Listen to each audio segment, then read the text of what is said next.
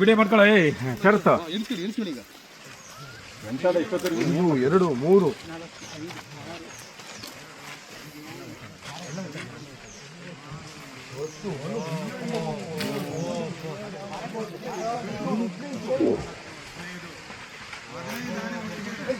ಚಿಕ್ಕಮಗಳೂರು ಜಿಲ್ಲೆಯ ಎನ್ನಾರ್ಪುರ ತಾಲೂಕಿನ ಮಡಬೂರು ಸಮೀಪ ಕಾಡಾನೆ ದಾಳಿಗೆ ಇಲ್ಲಿ ರೈತರ ಅಪಾರ ಬೆಳೆ ನಷ್ಟವಾಗಿದೆ ಕಣ್ರಿ.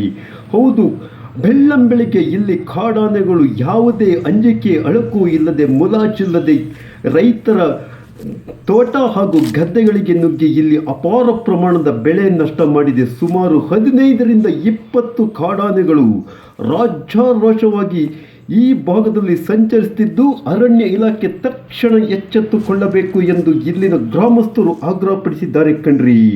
ಚಿಕ್ಕಮಗಳೂರು ಜಿಲ್ಲೆಯ ಎನ್ನಾರ್ಪುರ ತಾಲೂಕಿನ ಮಡಬೂರಿನಲ್ಲಿ ರೈತರು ಬೆಳೆದಂಥ ಅಪಾರ ಬೆಳೆಯನ್ನು ಕಾಡಾನೆಗಳು ನಷ್ಟ ಮಾಡಿದೆ. ರೈತರ ಜಮೀನಿಗೆ ನುಗ್ಗಿದಂಥ ಕಾಡಾನೆ ಅಲ್ಲಿನ ಅಡಿಕೆ ತೋಟ, ಬಾಳೆ ತೋಟ, ತೆಂಗಿನ ತೋಟಗಳನ್ನು ಸರ್ವನಾಶ ಮಾಡಿದೆ ಕಣ್ರಿ.